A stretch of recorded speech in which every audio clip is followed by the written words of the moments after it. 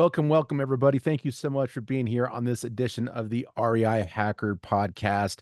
I'm really excited for our next guest. His name is Austin Hughes. Austin and I met through a mastermind that we're part of called Investor Fuel. And Austin is the CEO of Thunder Sun Homes. It's a real estate investment company based out of Lubbock, Texas. He started his real estate career with only $1,000 when he was a senior in college at Texas Tech and now owns over 530 rental units. Super impressive, Austin.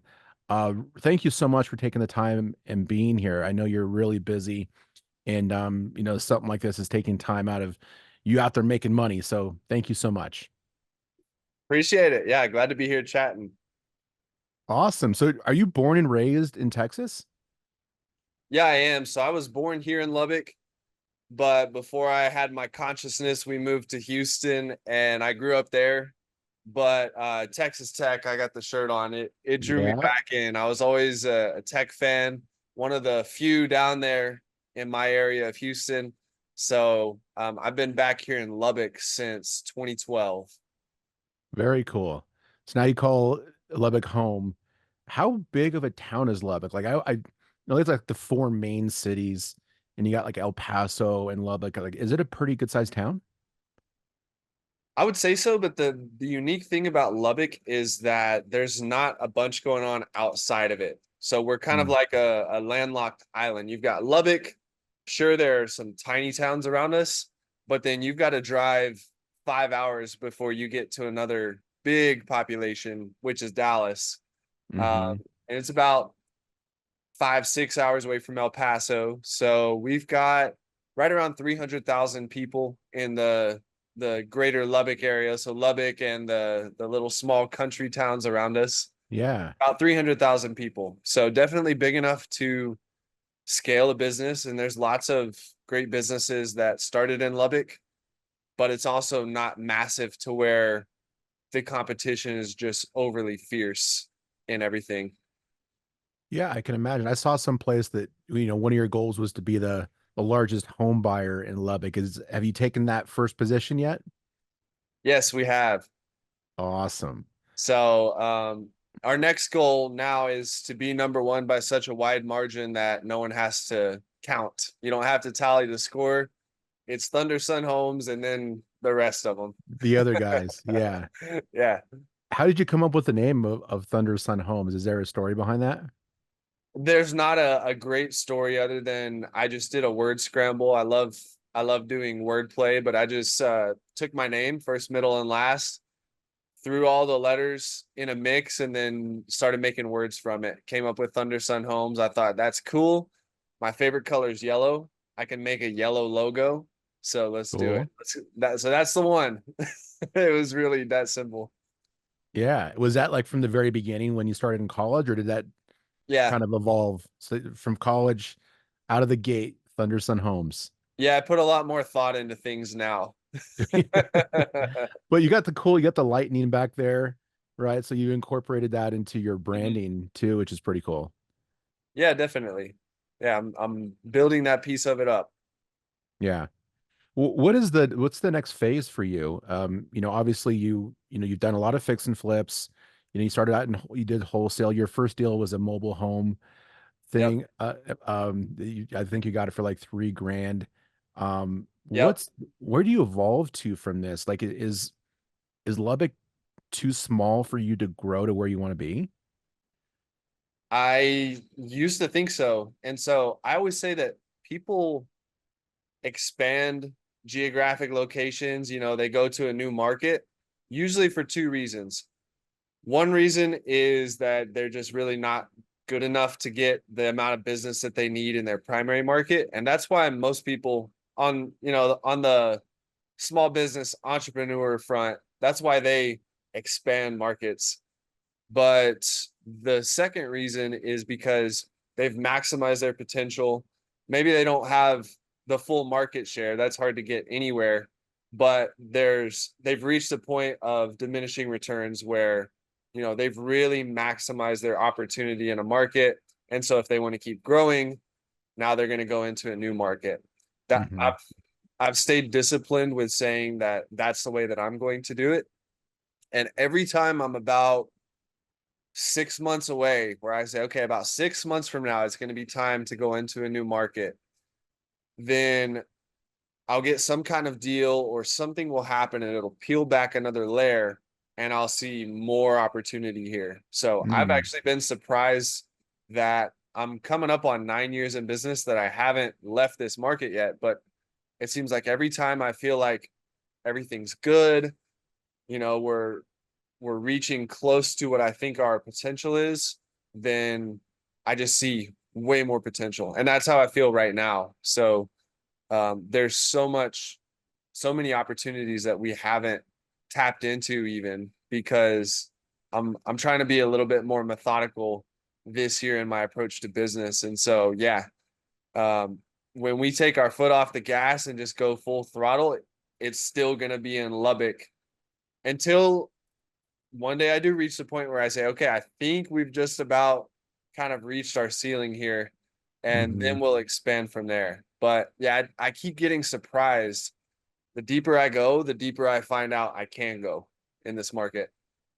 What are some examples of how you've been able to uncover more opportunities there that maybe you didn't see before?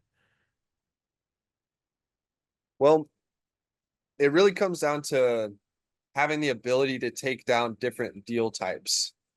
And Mm. so that is something, you know, if I was just wholesaling houses, then I might have reached the point where I said, okay, it makes sense to start looking at other markets. But you know, last year I started buying packages of houses all of a sudden because there was a lot of distress in the market.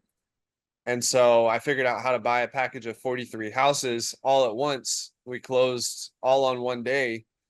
And Nice. I had done little packages before, 4 houses, 5 houses. I did 10 houses actually right before that. So I kind of ramped up. I did a package of 10 houses. The next month, 43 houses. A couple months after that, I did another 17, which was a mix of different types of properties, houses, small apartments, little storefront. So taking down those deals, I had to stretch my business model basically. And so my business model was great, plugging away, you know, everything is just kind of routine. But then when I get a deal like those that stretch me, all of a sudden I have new tools, new resources, and then I see all these other opportunities. And so then people have started coming to me because they're like, oh, you can actually close on a package of houses. So I bought multiple other packages of houses in the last 2 years and use some of those same tools and just approaches to buy lots of different apartment buildings within the last year, 12 unit, 12 unit, 60 unit. Um, I know I bought another small apartment, but they've just, a lot of it kind of blends together. But it's been the expansion of my tools at my disposal. When I have to stretch and get out of my comfort zone, then I say, oh, I wasn't nearing my potential. I just was nearing the ceiling of my comfort zone. Mm. Yeah, absolutely. And resources too, right? With those larger deals, you need more funds, obviously, right? Or the ability to structure something creatively, which I think is one of your main strategies now, right? It is, yes. So solving problems with funds has never been that's never been my approach. Mm. That's been the blessing of bootstrapping it, you know, starting with only $1,000, which I thought that was a ton of money. I literally said, I've got $1,000. I can finally start a business, you know? So it's crazy the perspective shift. But if I had had a bunch of money, I would have just thrown a bunch of money at my problems. I would have just bought houses and paid 20% down payment and just had a long-term game plan. And by long term, I mean slow, a slow game plan to build up my investments. They call And that so, organic. yeah, Yeah. yeah. So yeah, it was a blessing that I didn't have that because it just developed that habit of, okay, we got a problem. Let's get creative. How can we solve this? Because you can, well, I'll speak for myself. I can spend unlimited amounts of money on problems if I let myself. It seems like. Gotcha. And so, yeah, creatively finding ways to acquire deals and solve problems has been probably one of the main cornerstones of how I've built my company. Gotcha. So, creatively, people first think about like seller financing. Is that one of the main strategies, or, what are some of the ways that you've structured some deals that maybe people aren't thinking about? Oh man, I'm gonna give away the big one right here. So it's funny because I'm not the best marketer in this business. And so whenever I see a deal, typically in my market, if it's a bigger deal, it might have been around for a little while. Other people have already seen it. Other people have already tried to buy it. And they're like, I can't make that deal work. That's not a good deal. I'm done with it. Well, the deal comes to me. Well, one, I'm a better negotiator than these people because I always get it for a way lower price than what they were even thinking about getting it for. But two, it really comes down to the deal structure. So um, I'll give a couple examples. That package of 43 houses, I wanted to buy them all myself, but the numbers didn't work. I negotiated them as low as I possibly could get them, but then I ended up just wholesaling 20 of those houses to another investor. And I told him, these numbers don't work for me, but you want to make a big splash, you buy 20 houses, get into the game. And he did. So I pieced that one up in that way. Um, Another deal that came to me, 60 unit apartment building that I bought this year. Other people had seen it. They had seen the deal, walked the deal. It's a great location, great property. The numbers just didn't work. And so one, I was able to get the price down about 10%, which was a lot of money on a big deal like that. But I just worked with the lender on it. And so this was actually a distressed property where the lender was offering for someone to just assume the loan. Well, the Mhm. gross rents on the property, like gross potential rents, are about 53,000. I think the loan payments were like 40,000 if I'm not mistaken. So when you account for maintenance and it had 25% Mhm. property management, maintenance, taxes, insurance, all that stuff, it's way negative cash flow. And so everyone looked at it. They're like, it's not cheap enough for me to do an instant refi. The payments are too high. Can't do the deal. Well, I told him, I said, hey, in an ideal world, I would have a stair step payment on this thing that starts low so that I can cash flow day one with the current occupancy. And then as I build up the occupancy from there, the payments will go up a little bit each month until we land at 30,000 a month. And so at 30,000, I can cash flow really well because I'll have time to get all of it filled and get the property performing. And so for me, that deal fit my criteria. And my criteria on deals is, can I finance it? And when I say finance, can I finance 100% of the deal? And then does it cash flow? And so yes, I can finance 100% of the deal. And then we restructured the payments to where yes, it cash flowed. So that's a green light for me. And other people just didn't even think, to they didn't think any of those things were possible. So the lender then was basically able to like lower the rate on the loan. Is that what, and then step Yeah, it yeah, up? actually he did lower the rate and he took it from fully amortized to interest only. Okay. Nice. And So they had so that yeah, flexibility. Their other option was to foreclose, right? So and they didn't exactly. want to own that property. So they figured, working out something creatively with you, like a real operator, or they probably vetted you out pretty thoroughly to make sure that you could hold up your end of the deal. Yeah, it helps in a market like Lubbock that I have a great relationship with the lender already. Okay, so you guys had a prior experience. Yeah. Is that how So they brought it to you? They brought it to you like it was like a pocket listing almost? yeah, exactly. They did. Yeah. They said, "Hey, we got a borrower. He's defaulted. We're gonna have to either foreclose on him or sell it to somebody." And so, I even looked at the deal. I mean, I'm guilty of doing this too. I looked at the deal. I told him, "Hey, look, that price is too high for me to go refinance and get good debt on it. and just assuming the loan, the payments are too high, I can't do this deal. So I'll try to help you sell it. So I connected them with other buyers just to try and help them out. And none of those buyers could do the deal. And that's when they came back and they said, hey, let's think of a structure. Because if you think of it from their side of things, they don't want to own the properties. They just want to have notes. They want to have paper. They want to be passive. It's a great business model. And they are taking a hit because, they leverage their part in the property a little bit. They have some of their own funds in it. They borrow from the bank. And so they're taking a hit on some of the monthly payments that they're paying more to the bank than what I'm paying them at the beginning. But you look at that versus what are their alternate options, Yeah. and it just makes a lot of sense for them. Either way, they're going to take a hit on the property. And so this way it's, someone they can trust, someone they've done business with, and it's less of a hit than they would have taken otherwise. So Yeah. it's a win-win. I like that. Did you have to work anything out with the original owner, or did that person just get pushed aside and you worked directly with the bank? They just had to sign the deed in lieu of foreclosure, and then they were out. So I didn't Yeah, have to work anything out with them.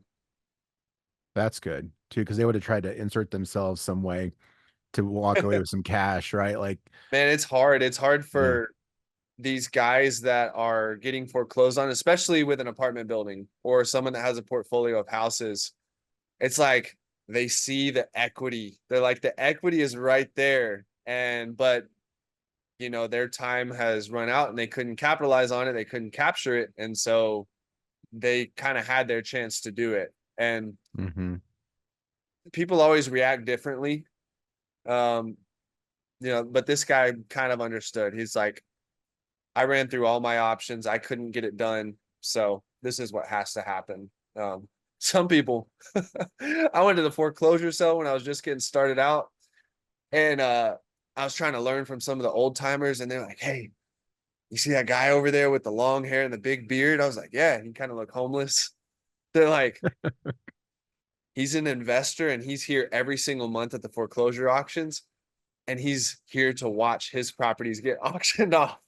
I was like, these are his properties? Like, yeah, these are all his properties that are getting sold. So, and he just wanted to be there watching it, just, for the excitement, the buzz of it. So people react in very, very different ways to those type of circumstances. oh yeah. Well, and then also too, like working through that problem and solving it, like you created a brand new approach for yourself to where now you can be proactive about going to lenders and asking if they have any non-performing properties, right? And be Yep. a little bit more proactive, and then they can like, oh yeah, well, now we'll just bring these to Austin. Yep, exactly. And for this lender specifically, I have become the go-to. I've taken over multiple properties that they had borrowers not perform on. So yeah, and that's I've talked about this before, but I built my business for the first 5 years with almost no marketing. And the marketing I did was like post on Craigslist. Right. But it was just because once I finally, I had to scratch and claw to find those deals because I wasn't doing marketing. But once I did some deals, then I would just get referrals and repeat business and things like this. So I really have grown a pretty substantial business off of a lot of referrals. So that is one of the positives of Lubbock, Oh yeah.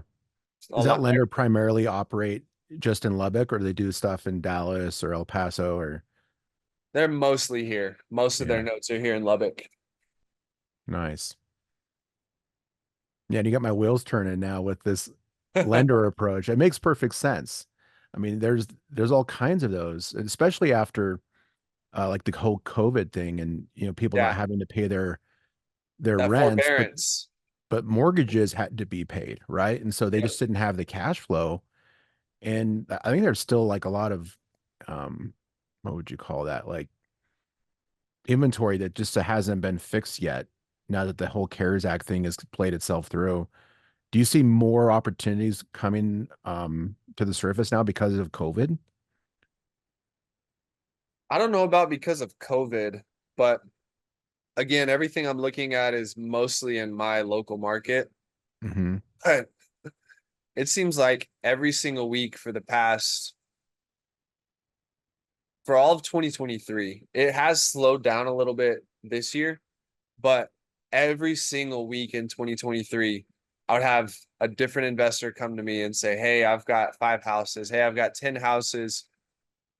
I haven't been making payments. I'm about to lose it all." I mean, Mm, weekly. It was like clockwork last year that they would come to me. wow. And so there were tons of opportunities. And the market hasn't gotten any easier in Lubbock this year. And in fact, through Investor Fuel, I talked to a lot of guys in different markets. And last year I'm talking to them like, "Hey, are y'all having any challenges selling houses?" Like, "No, it's great. We're still getting 10 offers." Well, I think people are finally catching up to our market slowed down at the end of 2022 in the fall, and it's been really slow since then. I think a lot of the rest of the country is starting to kind of get there and starting to see it. And so, yeah, we've had a lot of distress in the market all of last year, and this year it's continued. I think really what's happened in Lubbock is most of the people that got hurt real bad, they felt it, and they all that happened last year. And so this year I'm dealing with a lot more just homeowners and things like that.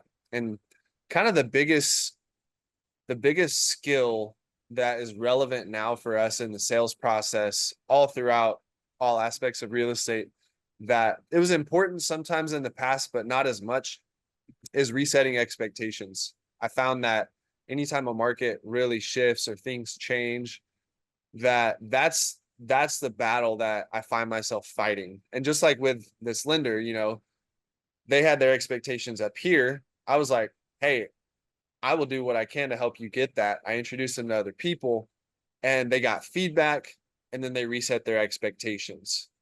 And so they are smart, good business people because they listen to feedback and then adapt and then move forward. And we were able to make a deal quickly. And I've had to do a lot of the same in my business, is just get feedback. What is it telling us that we need to do? And then make changes quickly. Oh yeah. So you've been doing this for about 9 years? Is that what Coming you up on 9 years. 9 years? Yep. Okay.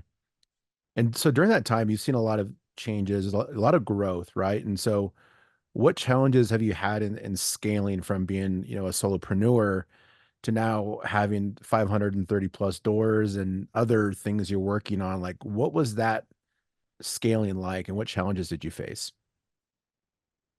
All kinds of challenges. It's like at different points, certain things in my business model would break. And I'm the type of guy, I'm big on systems and processes. And when I make a decision, I like to imagine that decision, that I can ride with it forever, right?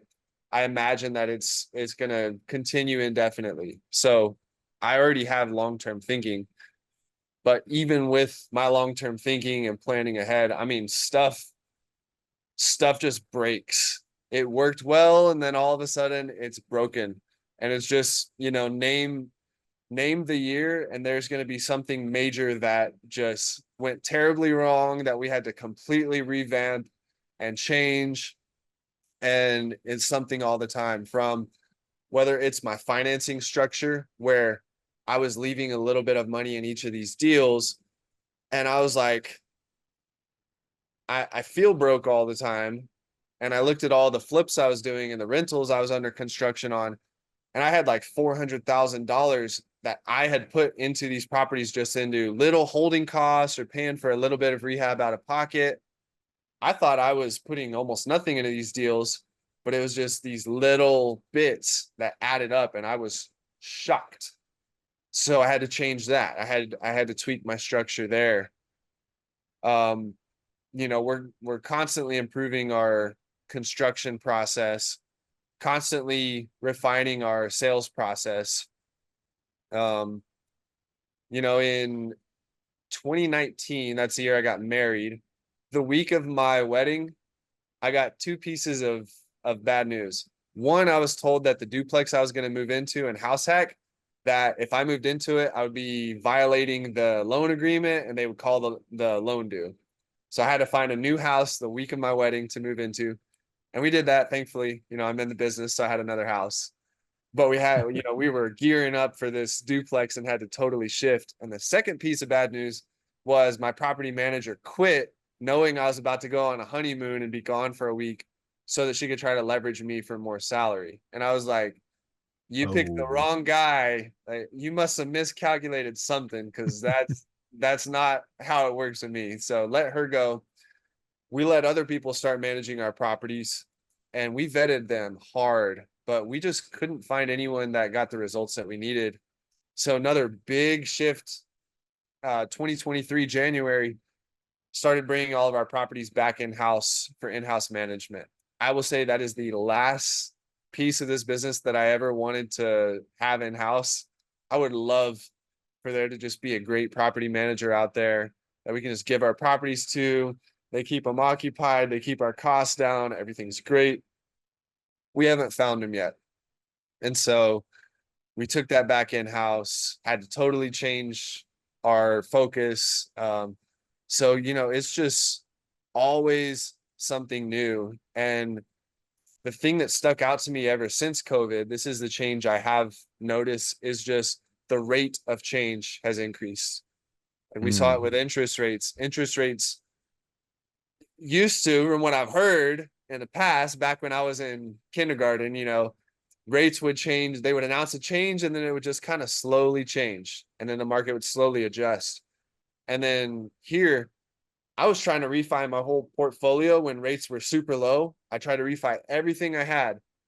And by the time I finished the refi, I maybe had a few properties. And I mean like a handful out of the 100 plus properties with the 500 units that were in like the 4% interest rate range.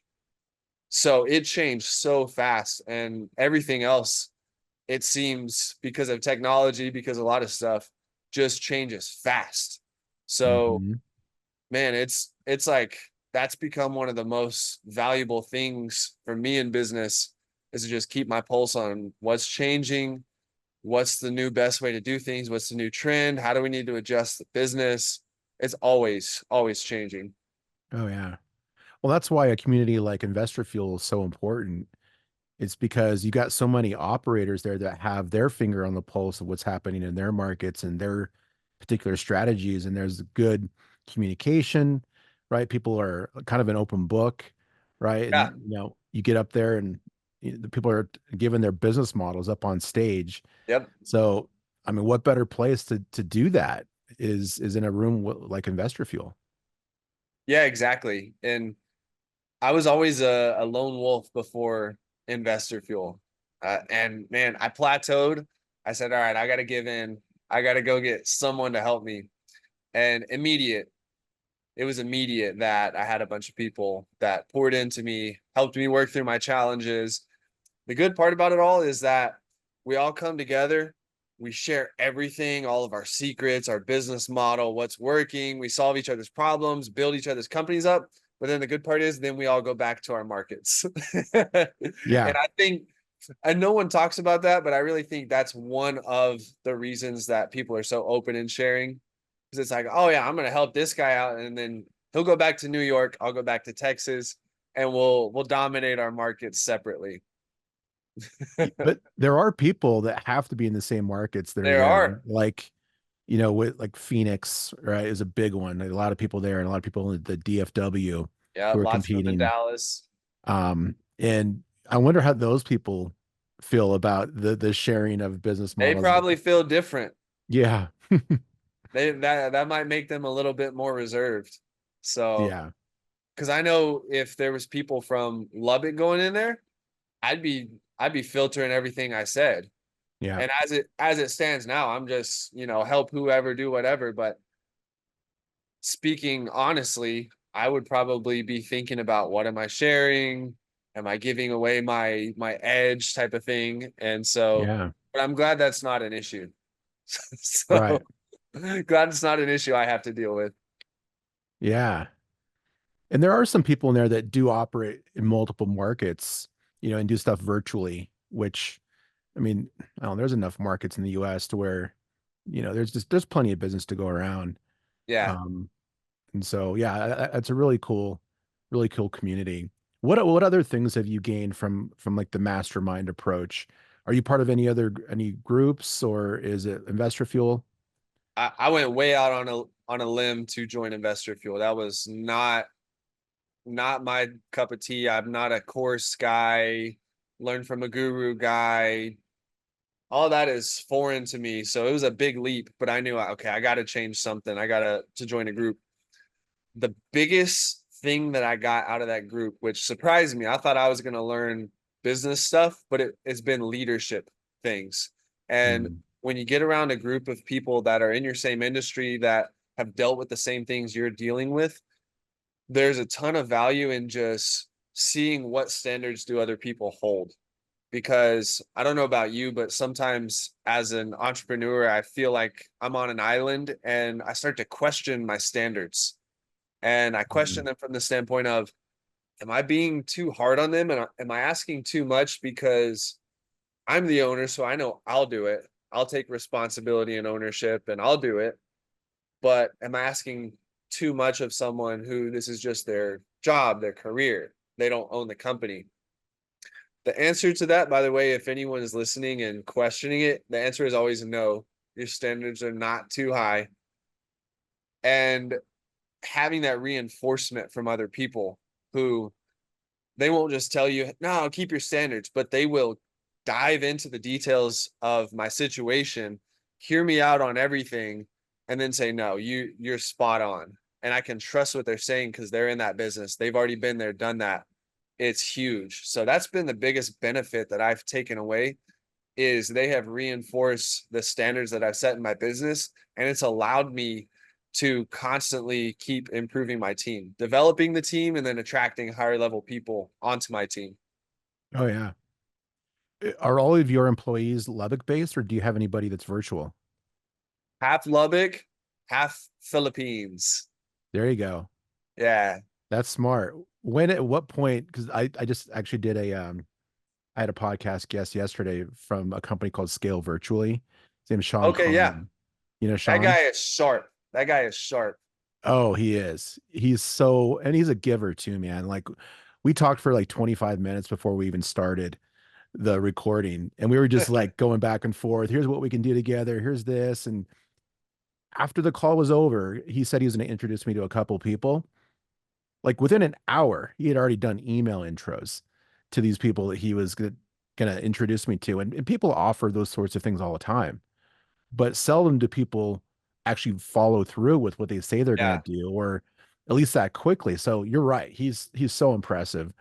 He's got so many cool things going on, but the whole VA thing for me has been important in my business to be able to get out of the administrative hole that you can get sucked into with, Mm-hmm. email and spreadsheets and bookkeeping and the stuff that just really sucks your time that doesn't make money. And, adding virtual assistants has made a big difference in my Yeah. company. What do you have your VAs doing?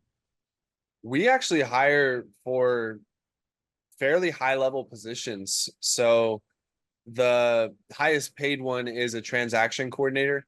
They've got multiple years of experience before they joined us in doing this for Keller Williams.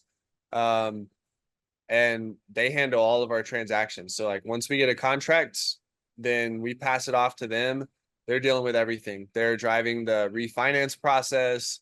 I mean, some really intricate and things that take a lot of high level thinking, they're handling that.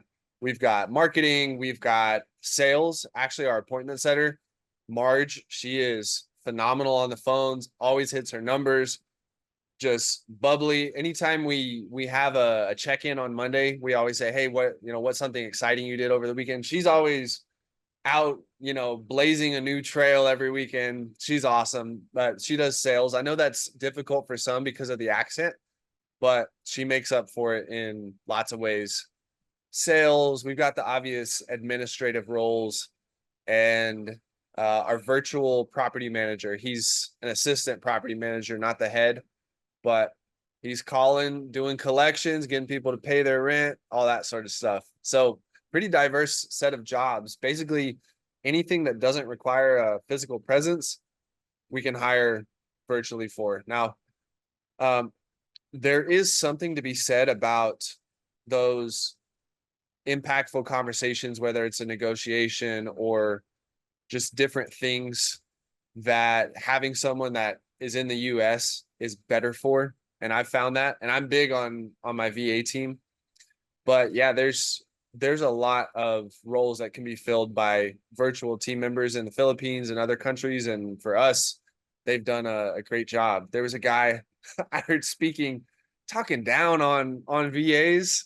He was at one of the events last year. He was talking down on VAs. He's like, you get what you pay for. You pay him $4 an hour, you get what you pay for. And I had some of my team with me there, and they were looking at me like, those are our best people. Like, Right. they're the best people on our team. So, it really just comes down to screening, hiring process, all that. Oh yeah.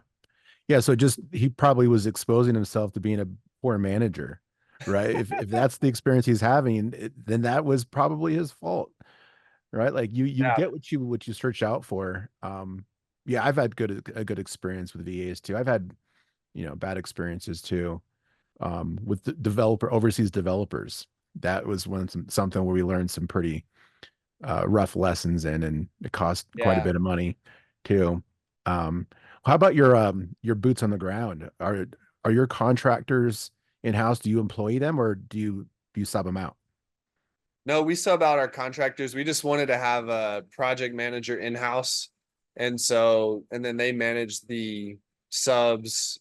They even manage GCs. So we still work with GCs, but Hmm. it's hard to find contractors that we can hold to our high level of standards and Yeah. uphold our core values. With them, it's just like finish the work and don't steal too much, and we'll be fine. You probably factor that in the contingency, like a stealing percentage, like, okay, theft, we're going to put in 2% for theft. We don't factor that in with keeping a contractor. If that happens, they're gone. Trust is Yeah. huge. But yeah, we do factor in 10% buffer for who knows what'll happen on every single project. Yeah, that's good. I mean, a lot of operators will start to lower that, at some point to like, 5% ish, but it's good. I mean, if you go to 10% and it ends up working out, then that's just a bonus. Yeah, thank God I haven't, because we've needed it on some of these projects. We've needed Yeah, that buffer in there. that's amazing. I'll make an introduction. A friend of mine here in Denver, he's got a company called Many Build. It's kind of a startup, but he's helping people to facilitate all the whole like construction process by doing some automations and smart contracts all through like a digital platform, and then connecting people with subs and everything kind of being centralized. And then he does layer in some like virtual assistant type stuff. I'm not sure if it would be helpful, but I know he's looking for some people to work with to beta test his program. So if you're open to it, I wouldn't mind making an intro. Okay, sure. Yeah, could be worth it. So, lots of doors, exciting projects. You're still building out. Like, what do you see doing next? Do you think you'll do like launch a fund or do anything with AI, or what's next for Austin and the team? Don't want to launch a fund. There's too many gotchas, too many hidden unknowns. I'm sure I would break a rule. I don't know what all the rules are, and that's why. It's just Mm, it, I love to keep it simple. So I work with, usually it's one lender per property. So it's not this pool of people, and I don't have 100 people that are asking. It's usually one person per property. It's worked really well. So yeah, I don't plan on doing a fund, but then again, I may get stretched out of my comfort zone like I already have been, and find a great opportunity where it's like, all right, you got to do this to take down this deal. Maybe I will. But really, what's next is just I want to get extremely good at executing this year. I want to reach a level in our business where I can confidently say that we can plug this model in anywhere and it's going to work. It's going to run efficiently. I know that it'll work, but how much of that work is based on me or based on some other key person on the team kind of filling in the gaps? And so, although I'm really big on systems and processes, if I had to do a true evaluation of my business right now, I'm still filling in too many gaps for others. So we got to continue to improve.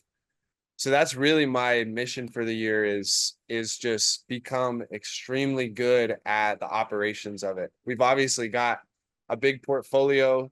We've got a lot that we can hone our craft on, a lot of opportunities. And what I've come to realize is that the small things that used to be small in the past have become the big things, like rent.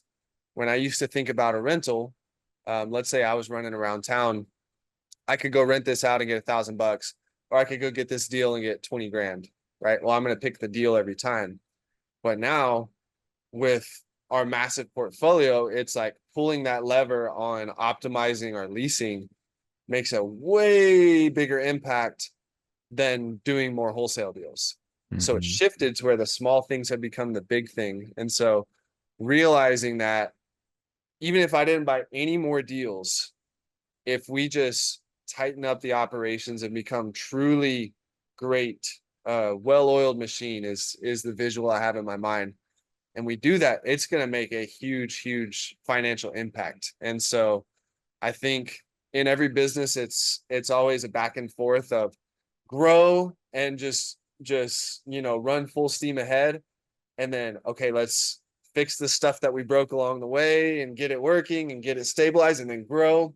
And so it's kind of that back and forth. And so that's really what I'm focused on, is just becoming really good at what we're actually doing. Awesome. I love it. What can we help you with? Is there anything that our audience can help you with? Is it more inventory?